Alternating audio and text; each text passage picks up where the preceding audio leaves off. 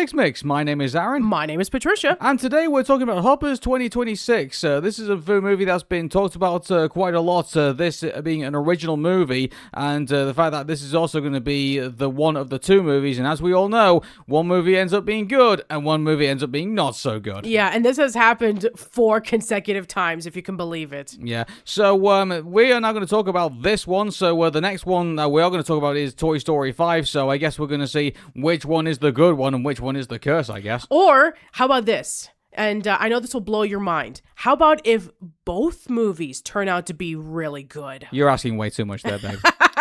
All right, then. So, the reason why this movie is so important is because it's Pixar's big return to original storytelling after a run of sequels that have mixed receptions, to say the least. And so critics right now are calling this the freshest and probably the best film probably in a decade. Wow. So this is also it's got a blend of comedy, hard, and also environmental sci-fi, which feels both like classic Pixar, but then totally new at the same time. Yeah, and there's a reason why. Yeah, and I think that the one thing I will say about this is that this is definitely a fresh take on the Pixar formula, because we've had personal stories, we've had feeling stories. I mean, what if X had feelings? Has been the joke for Pixar for quite a long time, but this is actually them taking a step in a very different direction. Yeah, and the reason why is because somebody new is at the helm of this movie, and so this movie was co-written and directed by Daniel Chong.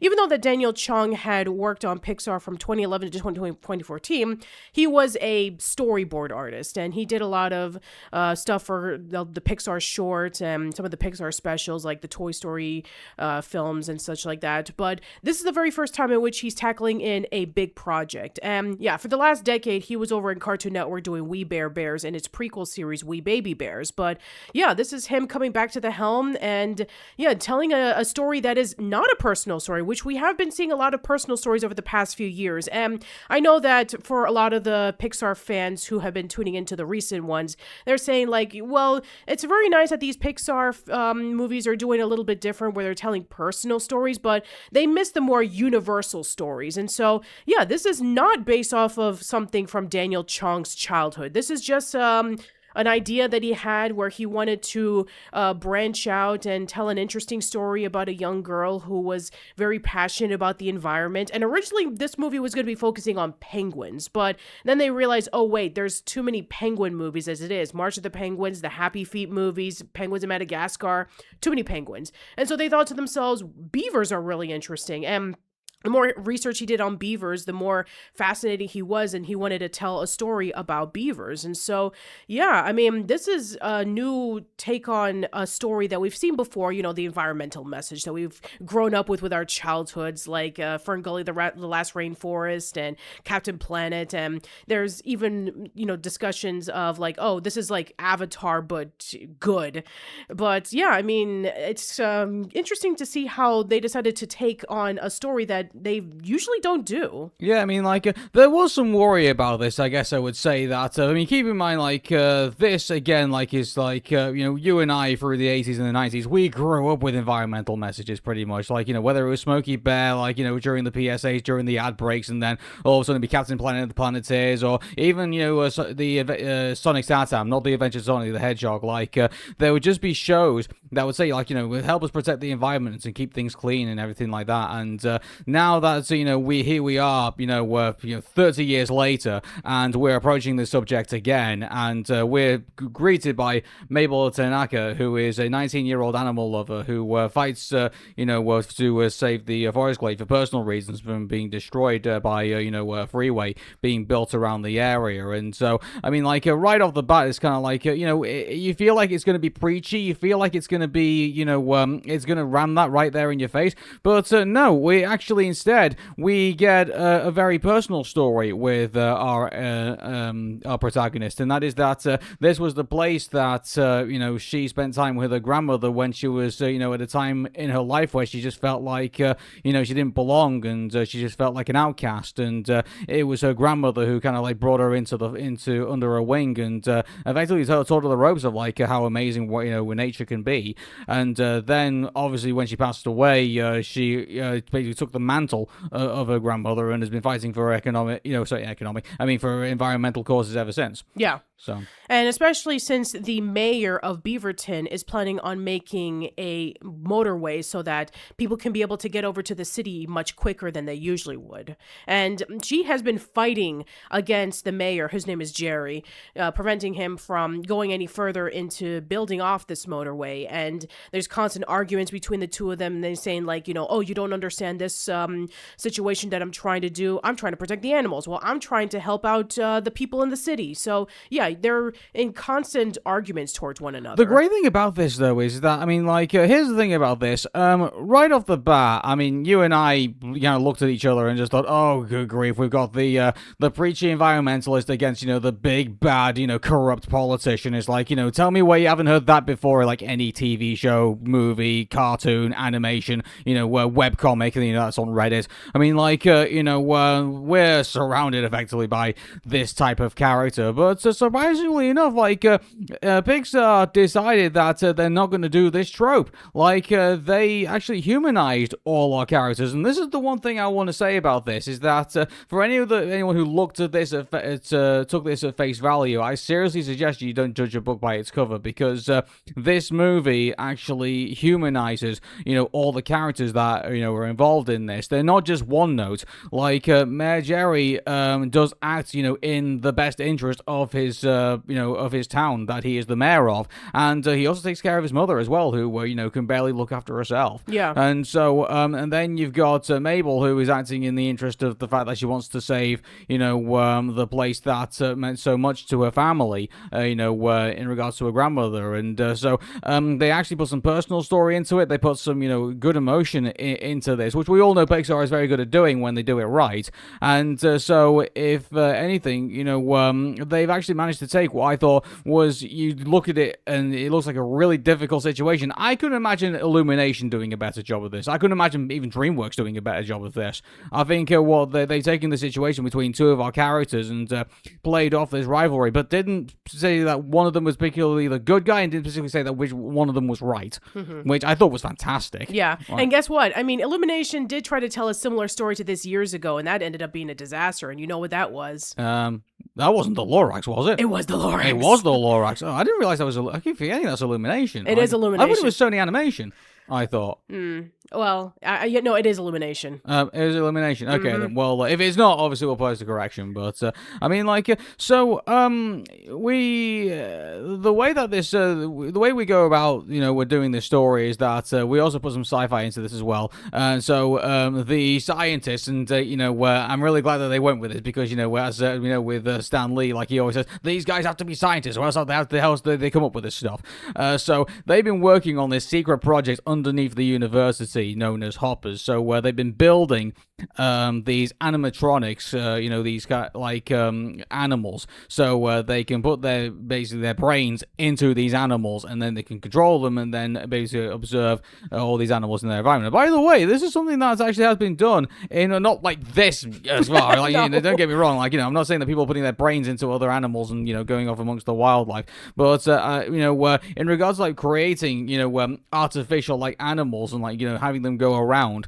I mean, there was one where they actually put this like penguin that he was on wheels. I'm pretty sure there was a meme that I posted at one point, like and I put under like seems legit, and there's there was a Pokemon, there was a penguin that was going around like on this little wheelie kind of like thing, and they were wheeling it around, and a lot of the penguins thought it was actually real. Yeah. So this has been done before, and so that's probably the reason why they started off with penguins, because that's really what they wanted to do. So because it's been done, once before, but the great thing about this is that it gives a device for, Mabel to obviously go into the wild to figure out what on earth has happened to, the glade, like where all the animals gone and everything like that.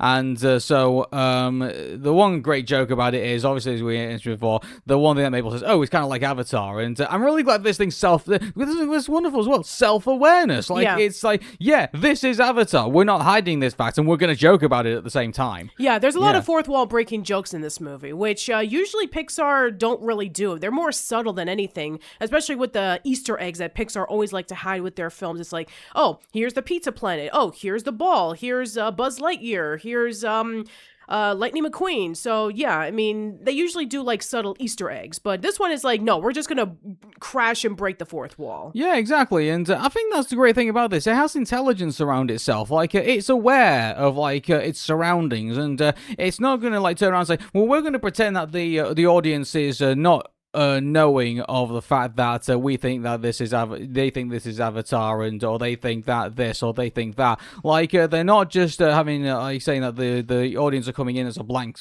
canvas and they've had nothing painted on them before. I think the great thing that Pixar is doing with Hoppers is that they are saying, oh well, people have seen these types of things before, people have seen the environmental message before, people have seen the politician character before, people have seen the crazy scientist before, people have seen like the idea, like the whole Avatar thing as well. And what they've done is they decided to do something which I think is a lot fresher than what we've had previously, and it's actually worked out rather well. Yeah. Because this easily could have been a disaster. Oh yeah, I sure. really thought we were going to get talked down to in this movie. I really did, but no, we weren't. Like this movie is actually when we walked away from it, I said, Patricia, I need a couple of days to work this all out, because what I've actually been given is quite unique, in regards to a Pixar movie, and it's kudos. They've done a fantastic job with this. I guess I'm just speechless at this point. I absolutely do agree.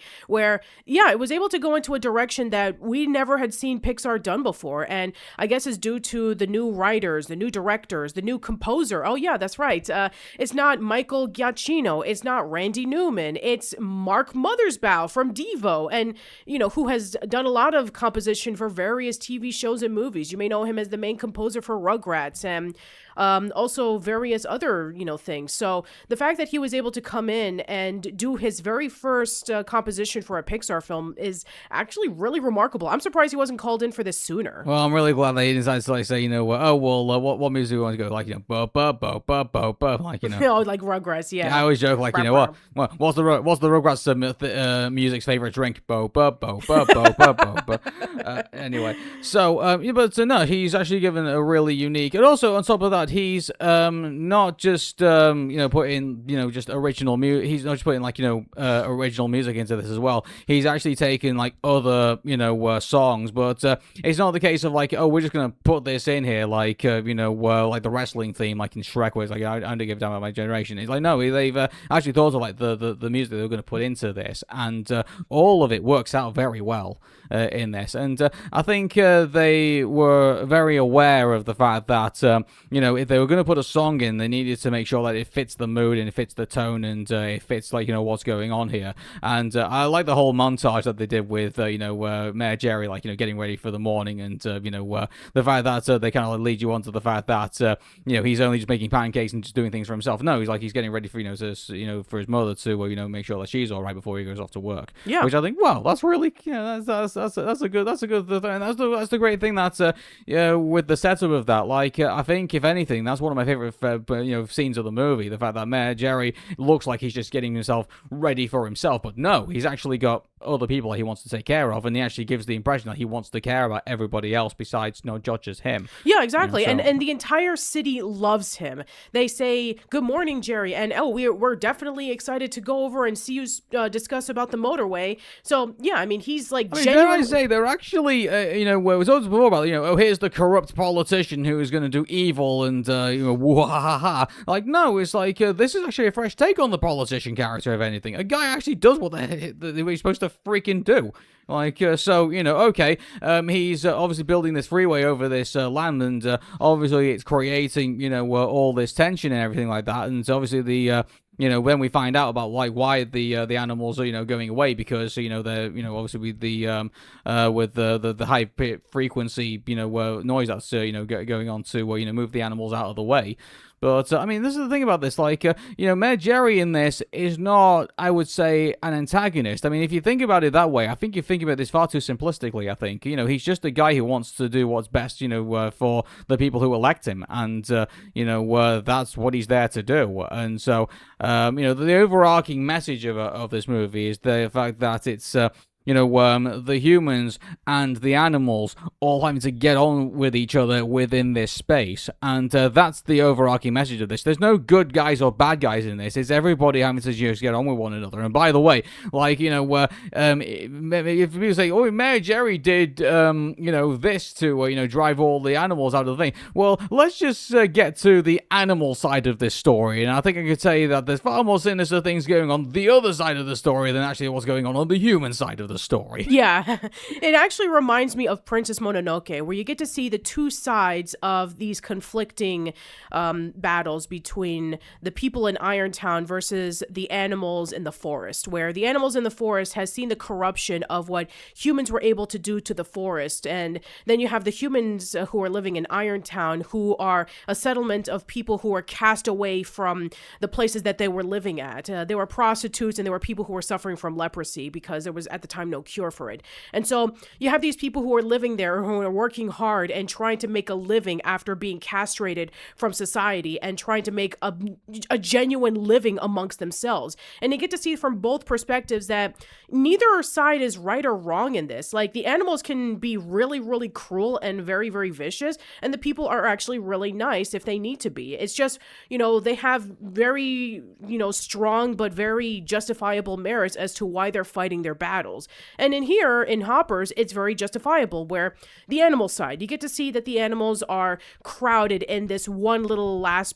patch of forest that they are just squeezing themselves in to live. And then you have the people in the city who, they are, just living off their normal lives. And then, here comes a guy who's trying to make it better for everybody. So, and then you go into the extremes. I mean, you have we'll go into this a little bit later on, but then you have the animal side who can be really vicious, because they feel like they're trying to protect what little land they have. And then you have the human side in which they have no care or they have no consideration on taking care of the forest. They just go about with their regular days and just trying to live off their normal lives because they already have a lot of stuff to do. So yeah, you get to see it from both angles, and neither side is right or wrong in this. Yeah.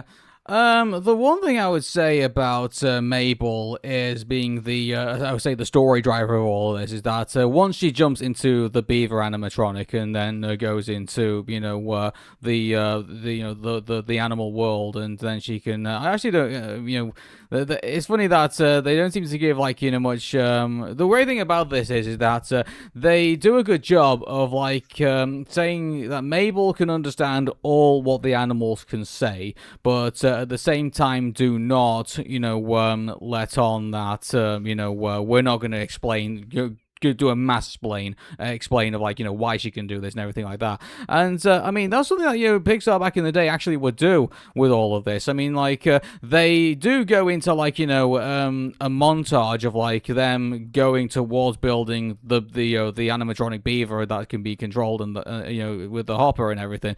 But the one thing that Pixar probably would have done in the very beginning, the first act would have been dedicated to setting up the whole premise of the idea of Mabel. I guarantee you, I think Pixar back in the day, I think if they did Hoppers as one of their earlier Pixar movies, Mabel probably wouldn't have been she would have had the environmental activist as a side thing. But I think her main thing would be is that she's a student and that she's working on this project, and that basically would be her existence. And then when she realizes there's an something's going on with the city, and there'd be the big bad evil politician that's trying to destroy this area that they're working on, she would then take the initiative of taking the beaver and then going into the forest to try and save everything that's going on. I guarantee, I think Pixar, if they pick this up, I would say around the Monsters Inc. era, I guess you could say, I think the way that the whole story would have been structured would have been far different, I think, compared to what we have now. They're not, I would say, it's kind of hard to say that they're not wasting, I don't really want to call it wasting time, trying to explain, how hoppers and how all this works. If they just go straight into it. They basically say, we're going to take this and put it into this, and they just leave it at that, and then they go straight into the action. And it makes a lot of sense because, again, it's very similar to Avatar, in which okay, you're going to have the soldiers who are going to be laying down in this pod, and they're going to have their minds transferred over to these avatar bodies, and then they're going to go about with all of the people in Pandora, and you're pretty much already know about that. And they basically said that, I mean, Avatar was around in 2009. There's already been 3 movies at this point. People already know about how that technology works. It's like, okay, we don't want to waste time for people who clearly know about this. It's like, Spider-Man. It's like wasting 30 minutes for an origin story. It's like everybody knows who Peter Parker is, nerdy high school geek, gets bitten by a spider, then becomes Spider-Man, and Uncle Ben dies. That's it. Yeah, but I mean, like, what I'm trying to get at is that take Toy Story, for example, the first ever Pixar movie, and they spend some of the first act explaining, like, how the toy hierarchy works, if you will. Like, there's a possibility you can get replaced, every Christmas and birthday, for this world is obviously is an earth-shattering thing because, Andy's, potentially going to get a new toy, and that potentially might become his favorite toy, and, obviously that's something that, I mean, Woody wouldn't be worried about, but then obviously that happens with Buzz Lightyear comes onto the scene. So they dedicate some of the first part of the story to that. Then, say The Incredibles, for example, like, they build up this entire time that, superheroes were the ones doing the crime fighting work, and then obviously, one of them gets sued, and then the whole thing just falls apart. And then we go into but they spend time explaining that. And same thing with Ratatouille as well. Like, one of my favorite Pixar movies. They spend time, in I say the good majority of the first, like, explaining Paris to us, and like Gusteau and Remy and his inspiration for cooking. They go into all of that.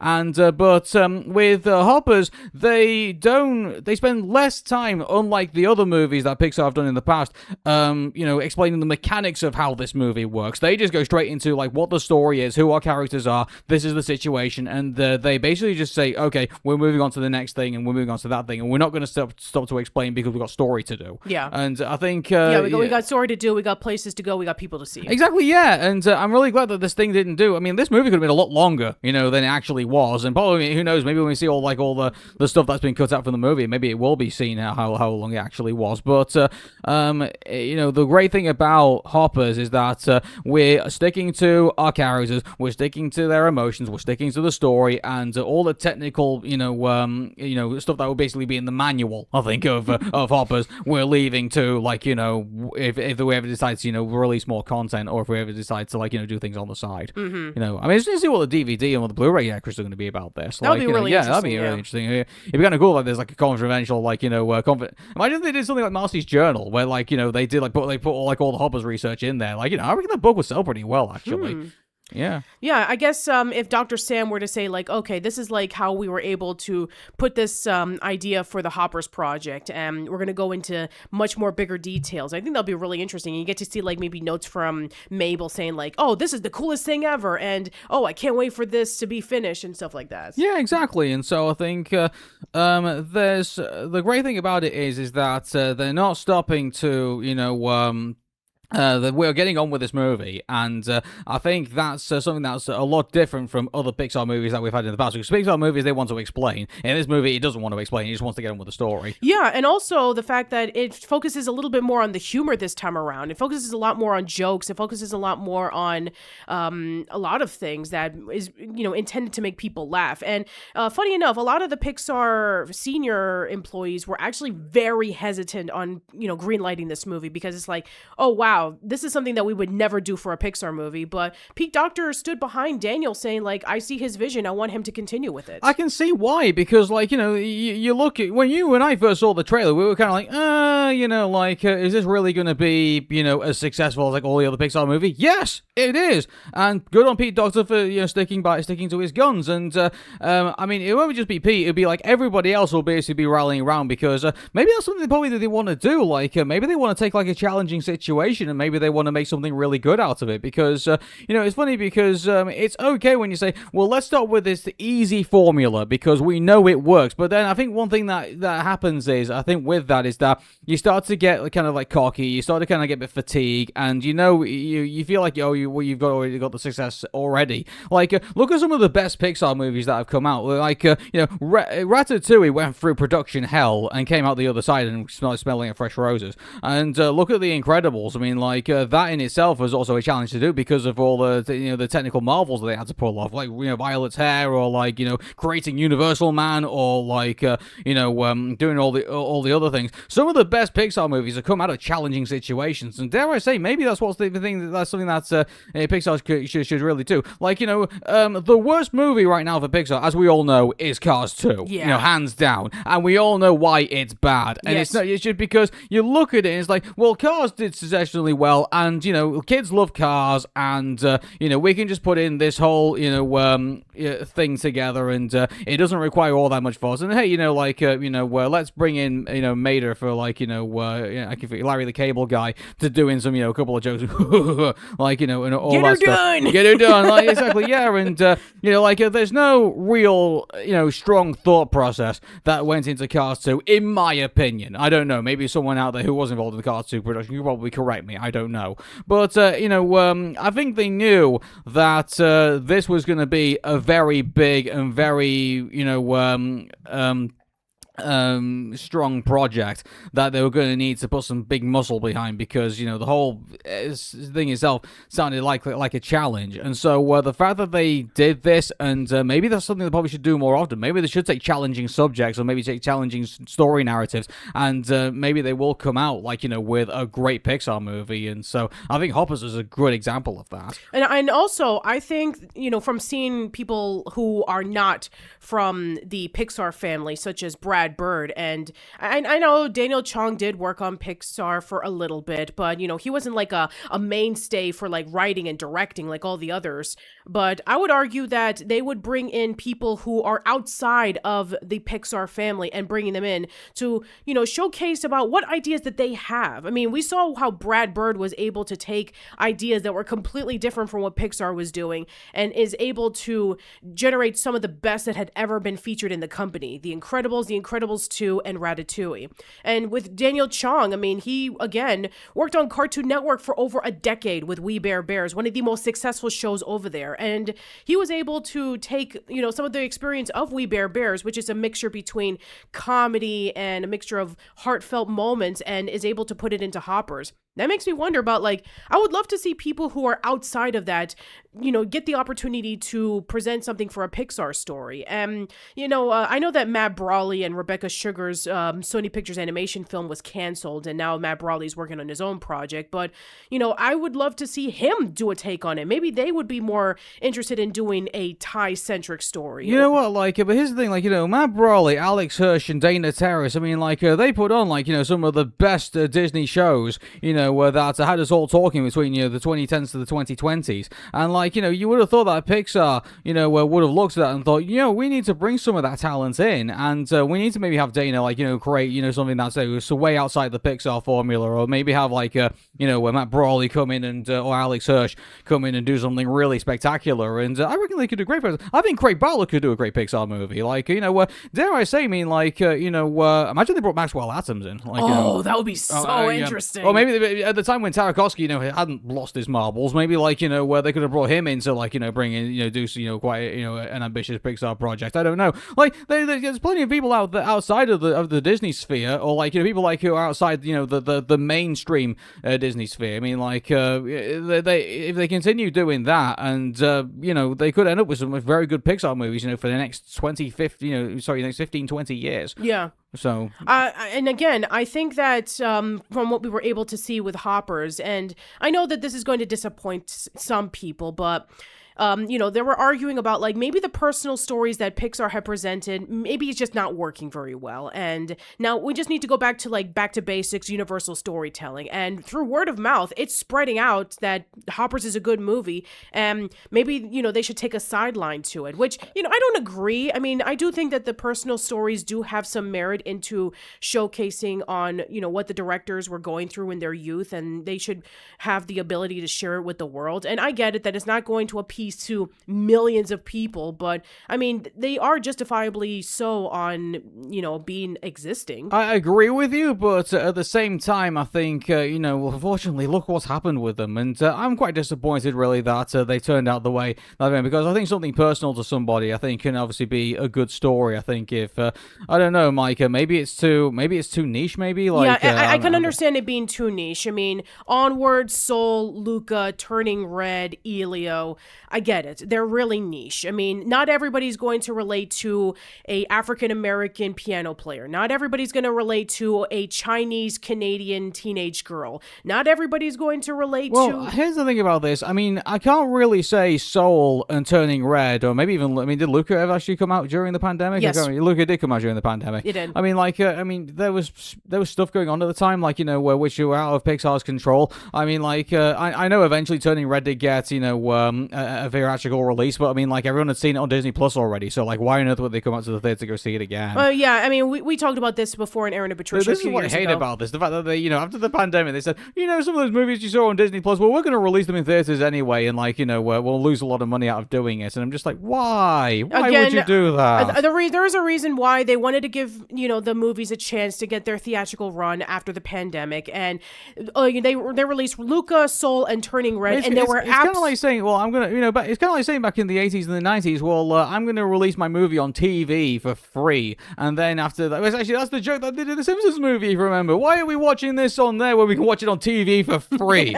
Like, it's even the Simpsons movie was joking about that. But, by the way, there's going to be a second Simpsons movie coming out soon. Yes, there is, actually. It's going to I think it's coming out next year. How crazy is that? Like, how long ago was the last Simpsons movie? Like, 20 years ago. Anyway, this is PixMix, not Simpsons movie. But, the point I'm making is that, you got to give some litigated circumstances, I think, for the other movies that didn't do so well, that were personal stories. Maybe Turning Red actually would have probably done pretty well. Maybe, Soul probably would have done pretty well if it was allowed its own thing. But unfortunately, that's just not the way things played out. And so, I think it's a bit unfair, I think, for, to say that the whole, personal stories, era of Pixar was a miserable failure, because there was other stuff that was going on during the time.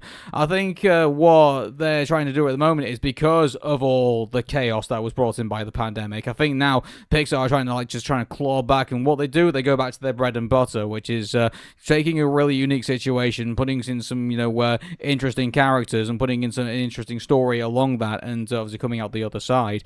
And I mean, you couldn't tell a personal story with toys. You couldn't tell a personal story with superheroes. You couldn't really tell a personal story. I mean, you could tell a personal story with, like, a rat working in a restaurant. But I think that's what Pixar fans, I think, are kind of crying out for at the moment. I think for Pixar to get themselves back on track, let's go back to what made Pixar successful, and they've done that with Hoppers, in my opinion.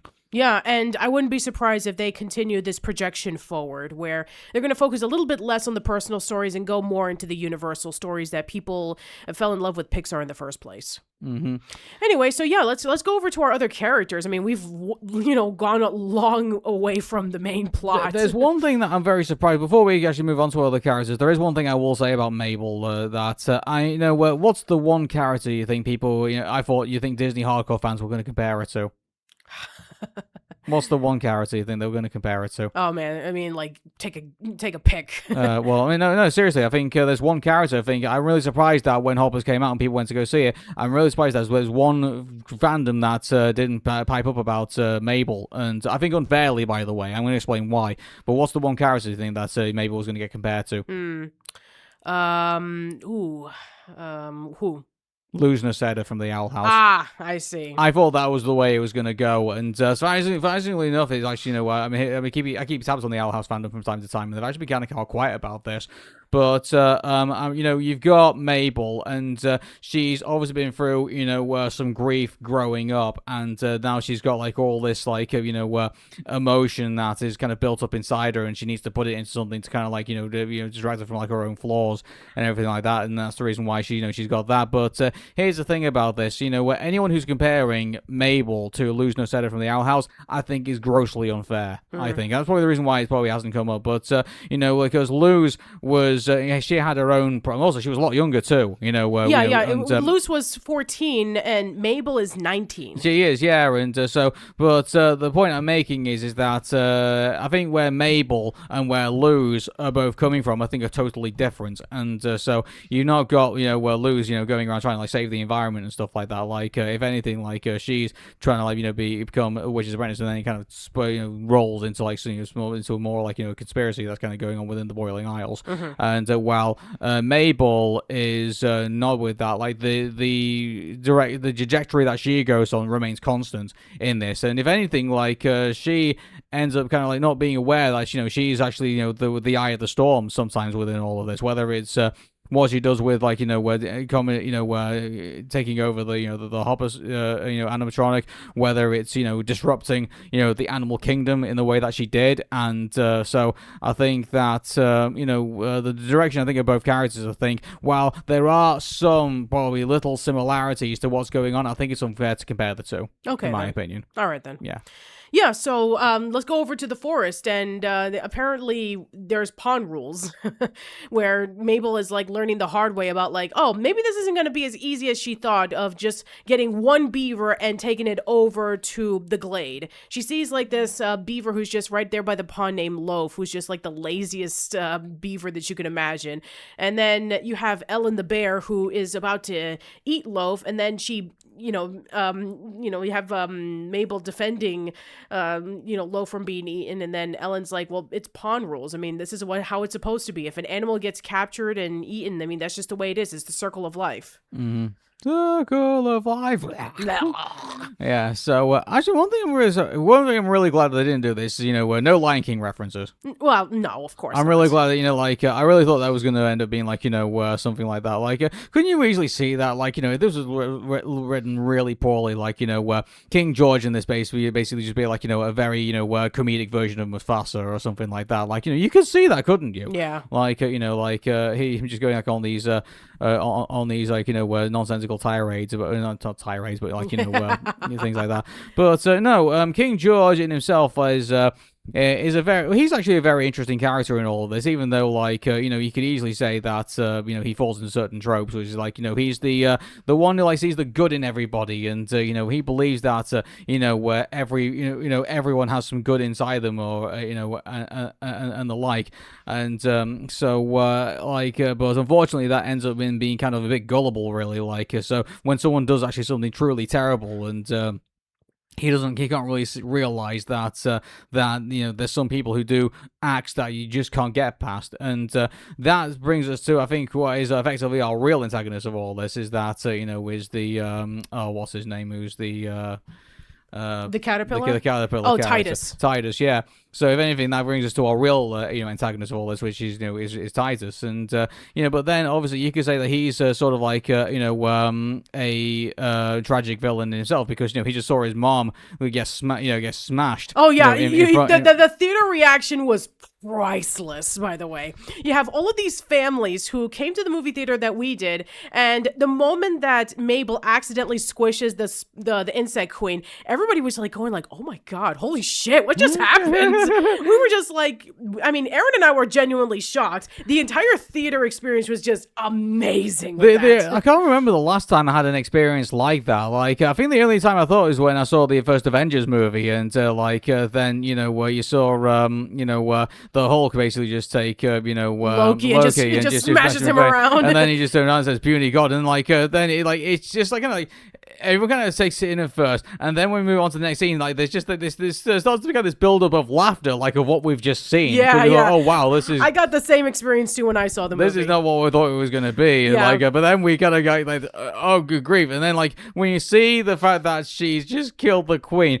but not only that, she's taken her hands, put it on the walls, and started smearing the the corpse, I guess you could say, of what's of that, and it's just you just can't. It's just amazing how it takes just this time just to take it in. And by the way, the movie is aware of this. That's the great thing about this. The movie is aware that this is the reaction that it's going to get. So it basically gives probably 5 to 10 seconds to allow that to kind of to say that just happened. And for anyone who's still at the belief that 6 to 7 seconds still can't believe that this happened, it gives another extra couple of seconds to allow it to sink in. And the reaction in the theater was priceless. It was great. Oh god, even you and I were kind of that just and then when you got to the point where she was smearing it all over the walls, it's oh my god.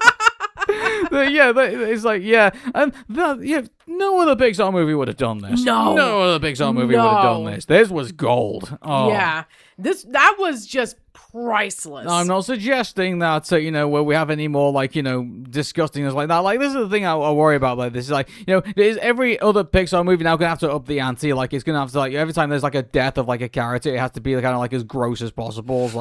No. I really hope that this is gonna be okay, we've done this scene and now that's it, we're gonna play everything else as normally as we possibly can. Yeah, so again, you would think that Mayor Jerry's gonna be the main villain of this entire movie because he's the corrupt politician who wants to take down the forest so that he could be able to build a freeway. But no, it's actually this little tiny caterpillar named Titus who, he becomes this spoiled prince to the insect queen, and then when she dies, he becomes this cocky, bloodthirsty king who wants to be able to take revenge on the humans for everything that just happened. And in addition to that, there was a discussion earlier where all of the other kings and queens of the forest, you had the frog king, the insect queen, and you had the snakes and the birds and all that kind of stuff coming together and discussing about what are we going to do about the humans taking over all of the land that we have, and can you help us with that? And at first they were saying no, but then Mabel gives this really, really strong epic speech that King George was you better calm it down a little bit. Let me do all the talking. But she doesn't listen to him. She goes full force into saying, this is what the humans are doing, and they want to take revenge by killing the humans so that they can be able to get all of the land back that they had lost. And you have Titus who... But this is the great thing about this, that Mabel doesn't know when she's going too far, and this is when she goes too far. Yeah. She can't... For a beaver, she can't see the woods from the trees. But... and so, I was wondering when I was getting that line in. But, that's the great thing about this, that, where she is so, enveloped in her mission that she can't understand that, the consequences of her actions, and it's not until, good grief, later on in the movie. The final third, by the way, is it's so uncomfortable. Yeah. It's just, the fact that the animals are taken over and now they're they are planning to, use, they've taken the hopper technology and created a like-for-like version of Mayor Jerry, and they've basically hijacked the scientists in order to do this. It's a lot of this was oh my, we were not expecting this whatsoever. No. Yeah. The fact that... But that's great, it's the movie has taken our expectations and has taken, them to another degree. It's when Mabel wakes up and she's tied up in that chair and she's back in the university, you're just you're on edge. This becomes when you get to that point, this movie is a totally different movie. Yeah. It's almost a sci-fi thriller at that point. What on earth is going on? Mm-hmm. And then you see, everyone in that movie was very quiet, I think, at that point. We had the giggles, throughout, all the jokes and everything like that, and how all the cute everything jokes, is and everything like that. But then there's you could hear a pin drop in that in that theater. I'm not kidding. It's funny because there were kids in that theater, but usually, when we go see Pixar movies and, with his family, we see kids, running around in, the aisles and things like that, or, you hear them talking sometimes, amongst themselves when, we're trying to concentrate on the movie. And by the way, some of the movies that, that do happen, we don't talk about very well. Any bad review that we give for a Pixar movie, I guarantee you there were kids running around and talking and stuff like that. Yeah. But, when this scene hit, there was just, you couldn't hear, there was no, the only thing you could hear in that theater was the movie. Yeah. That was it. That was was it. Yeah, like people were just so shocked and surprised at what happened that they had nothing to say. At one point, I thought I was watching Alien. Like, it's just like, like, oh my god, like, the tone. Like, it's funny because there's bright tones and there is like this, the tone of like Pixar color scheme that you're sort of kind of familiar with. Like, you're watching a Pixar movie when you see like how bright and colorful it all is. But then that stops. At that point when, the animals take over and they're about to, like, unleash their plan to, like, kill, destroy all the humans. Or squish them. Or squish them, I guess you could say. So, like, that's when, because, it's funny because it kind of, like, challenges your expectations of what the movies are. You're not expecting the animals, like, I don't know, like, I wasn't expecting to see how the animals actually were going to pull this off, but then when you see the plan go into action, it's like, oh wow, they could actually get away with this. Yeah. Like, that, there was a, before that scene, there was a sense of, for me, for disbelief, like, oh, well, they're probably just going to go run amok in the city, and, like, Mabel's going to come, like, save the day, and, like, or, like, the humans are just going to, like, rise up or whatever. Like, I really thought, I wasn't expecting that at all. No. Not in any instance. The fact that they built this like Mayor Jerry fake and problem upon the on that. But the funny thing about it is, like, we get to that scene and then you realize Titus is so young, inexperienced, and dare I say stupid. He doesn't know how to talk to humans. No, he doesn't. He doesn't. So, but everyone kind of like, it's funny because people kind of like cheer for him anyway because it's like they kind of like they are forgiving in a sense, like they'll look past any of like he is human at the end of the day, so they will look past his faults. But then when it starts to become to a point where like he just doesn't know how to to talk to these people, like, then it starts to turn, and then they realize, oh, wait, this isn't Jerry. This is a fake. Yeah, this isn't Jerry at all. And so you have, Jerry who needs his cell phone so that he can be able to push the device that is going to have these speakers have so much of a high decibel that it just kills off humanity. And then you have this fight with Mabel and Jerry trying to get the phone, and then the mask of the human comes out, and it doesn't read the phone. And then the speakers... Mind you, when his face comes off, that's fucking creepy. Oh my god! Like, you have to edit that, by the way. But I mean, like, that's it's funny because, like, this is stuff you would think that this is like Nightmare Before Christmas sort of kind of like creep, a little bit that Disney have done in the past. But you would expect this from Pixar. Like, I mean, it's like it's just oof. It's and the fact that it just the last time I felt that way is like with probably the end of Small Soldiers, where like when the toy gets fried in there, like you see glitching out and stuff, like how creepy that looks. Or the Terminator movies. The Terminator. Well, yeah, I guess you could say the Terminator movies. Yeah, I mean you have like the regular disguise of the T-800, the T-1000, then all of a sudden it's like. Bleh. It's funny, like when I first saw mind you, I'd grown up with the Terminator, like all the toys and like things like that. So like when I actually was old enough to actually see the Terminator for the first time, it was kind of like, well, I'd seen all this stuff already, so like I already kind of knew what the what T-1000 was really going to look like. Okay, well, I never had the toys. Yeah, exactly, yeah, but I mean, there was the toys, and there was like other stuff that was like, it's funny because remember that time when we were growing up, like R-rated movies somehow became like a children's toy line. Like there was RoboCop, there was Rambo, there was there was Terminator, there was like for some strange reason they thought, oh wow, we can sell this to kids. Yeah, that's true. Not realizing it was based on an R-rated movie. Yeah, and don't even get us started on the animated series that followed up afterwards, but that's another time. Yeah, that's another time. But so the point is that there was such creepy effects. Like it's like you and I talk about Up being the first part of the movie, the first 12 minutes being like a completely different movie compared to like the rest of the movie. This kind of feels like it's like on its head. Like the rest of the movie is really different, and then when we finally get to the final act, like that's a different movie entirely. Yeah. And the final struggle at the end, because it ends up being a case of like the animals realize how badly they've basically destroyed everything, and now the human world's about the human town is about to get were wiped out because of the flood, so they have to it was the fire. Oh, the fire, sorry, the fire. Yeah, they used the flood from the dam so they can be able to take out the fire. Yeah, sorry about that. But I mean the fire is also really scary as well to look at. Yeah, I haven't seen a fire that was able to affect in the final act of a Disney movie since Bambi. I was going to say that Bambi is probably the last time you saw a really threatening fire. Thankfully it rained that day. But I mean the fire just coming down and then they're they're racing to kind of get the water to, like, put all the fire out and everything. And then, it's a great thing to see that, the world sort of, like, comes to accept what's going on, and they all come together to, like, work out the world around them. And thankfully, like, the Hopper project, gets terminated after that. Like, they said, we're not going to do this. University got funding, like, dead. Yes. At that point when they found out what they were doing. Yeah, I mean, very similar to the restaurant. It's like, oh, this place was run by rats. Shut that down. Condemned. Yeah. You're done. Well, I think it's even worse than probably, because at the end of the day, Remy did come back to, like, run his own bistro at the end of the day. Like, I don't think Hopper's ever came back, I think, after that. Unless I missed the post-credit scene. I don't know. But they are doing other experiments for other things. I mean, actually, a lot of the Pixar nerds were, like, looking through the walls intricately about, like, what are the next projects they're going to be doing? They're going to be doing, like, things with dogs and putting into collars. It's like, this is what Charles Muntz did for Up. Or,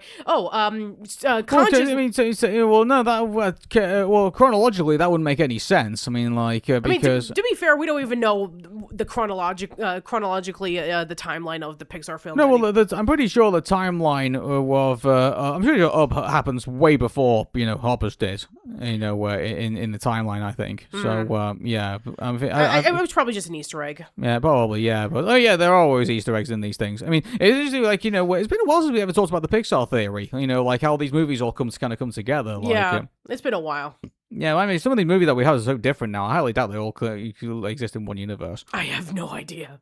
Yeah. Anyway, but so I mean, they are going to be doing other experiments in other projects, but yeah, the Hoppers thing is completely shut down. Well, I mean, like, they're just keeping the window open for potential sequels, because we all know what Disney likes to do right now. That's true. But here's the thing about this, this movie has done sensationally well on opening weekend, and so last I saw it was like $88 million at the box office. So I don't know what the final tally is going to be, but I'll safely say this: if this ends up being a very good payday for all the Disney people over at the House of Mouse, I guarantee you they're going to probably look at this and say, maybe we should look at more original Pixar projects, or maybe we should greenlight some more stuff. Yeah. So, yeah. Yeah, final thoughts. I really did enjoy this movie. This movie, I think, it's funny because I walked away from this movie and I turned on to Patricia and said, look, I don't want to do Pixar, sorry, I don't want to do PixMix right away. I want a couple of days to think, because I take a lot of pride, actually, in, like, all the movies that we talk about in regards to, this, because I don't believe every single Pixar movie is, like, an immediate... So this is the thing about this, everyone rushes out to get Pixar reviews, right off the bat, and they all say 10, 10, 10, 10, like, every Pixar movie apparently is the greatest thing since, sliced bread. But, I mean, that's not necessarily true. I think, I wanted to take a step back because I wanted to know if what the score I was going to do was actually going to be fair with this. And so I wanted to reflect back on, the story, the adventure we just had, the music, the characters that we had, the story that was presented to us, and all the things that were, wrapped into all of this. And so I said to Patricia, look, I need a couple of days. And that's like, maybe that's Anton Ego, but we should have done that before we wrote that review and ruined his career, like in Ratatouille. But, so I'll tell you what, I'll allow you to go first with how we're going to rate this out of 10. Sure. So I really did enjoy this movie. I like the characters. I know that we didn't go too much into all of them, but there's a reason why we didn't go into it, because we want you to see this movie. It's still in theaters, and we want you to have the chance to go watch this movie. Mabel's a fantastic character, filled with nuances and complexities, where she is very rambunctious, very passionate, and she's nonstop in what she wants to do, but at the same time, she can go a little bit over her head. And, you think that, she's just being really, wild and out there, but there's a reason on why, because, she's really passionate about animals. She was when she was very young, and it wasn't until her grandmother came along and said, enjoy nature, take a breath, and, look around to see what it has to offer. And she gained a bigger appreciation for that. She did everything with her grandmother while her mom was overwhelmed with work, and so she would drop her off after school, and you have her grandmother grandmother having this really sweet relationship with her. And, she stuck around even, long after, she went over to college. And, even her parents were saying like, why don't you come with us? We're going to go into another state and, start off fresh. And she said, no, I need to stay here with my grandmother. And, she stuck around until she passed. And, she's still passionate about the environment, and she's still passionate about that glade that, she used to go with her grandmother all the time. And you have Mary Jerry, who is also a really interesting character as well. You think that, him being like really cocky and very overconfident and rambunctious, you think that he's going to be the villain in all this, but no, he's actually just a guy who's just trying to do his job of being the mayor, of trying to make the people happy and trying to get things a lot easier for them to live in. And, the fact that he's really passionate about his mom and he cares for her while she's, living with him. And that's very sweet. And all the animal characters are very lovable too. King George is so trusting, even to a bit of a detriment for his own good. And yeah, I mean, some of the side characters are fun, like Loaf and Ellen and Tom Lizard. I mean, they're also fun too. And there's also a lot of interesting plot twists that happen. The movie is very funny, and it's also very heartfelt, and is also very thought-provoking. So yeah, I do enjoy this movie. Are there some faults with it? Sure. I mean, it does kind of start off a little bit slow, but then it starts getting really, really exciting the moment that Mabel gets the Hoppers project going, and then it just, ranks it up to there. So it is a bit of a slow start, and maybe, some of the humor may not hit for everybody, but yeah, I think that this is a consistently solid film that you should definitely check out. 9 out of 10. 9 out of 10. I'll tell you what, I'm actually going to go one step further, because we have been blown away with our characters, we've been blown away with the story, and it has given us a lot of variety. It has given us, quite frankly, a really refreshing, Pixar movie, which makes us think, wow, Pixar still got something to offer us in a different way. So I'm going to go one step further. I'm going to say 10 out of 10. Really? Wow. Yeah. When was the last time that we gave a 10 out of 10 for a Pixar movie? I can't remember, to be honest with you. Probably Coco, maybe, like... Or maybe Soul. Maybe it was, like, I don't know. I think Soul, I think we... Maybe it was Soul, because I remember that the rest of them were like 8s or 7 out of 10s, but... Yeah, and then Elio was just basically, like, a lot lower than that. It was, yeah. But, yeah, I mean, again, that just goes to show you about how fantastic Hoppers is, and that you should definitely check it out. Yeah, this is, I think I have to say that Hoppers, I would be very happy if I come across this again. And if I say, unfortunately, movie tickets right now were getting a bit expensive. So, if someone said, hey, I got a movie ticket, do you want to go watch Hoppers? And said, well, I've already seen it already, but I would happily see it again. So. Yeah. Now it makes me wonder about how Toy Story 5 is going to be able to counteract with this. Oh boy. So, I mean, given the fact that Hoppers has basically been a really good movie, makes me wonder about where we're going to go with Toy Story 5. Oh boy. I mean, we've seen the teaser trailers, we know the plot synopsis, so I'll just say this, it's the story is going to be very interesting where it's going to be heading, but as for if it's going to be good in its execution, it's going to be a completely different matter. Anyway, within that episode, we will let you know. Yeah. Okay, so that is it for our discussion of Hoppers. Please let us know in the comments if you were able to see it, and if you did you like it? Did you not like it? Are you planning on going to see it, or you're going to wait until it comes out on Disney+? So yeah, we'll be back in June for our discussion of Toy Story 5 and see how that fares out. See you later, guys. Bye-bye.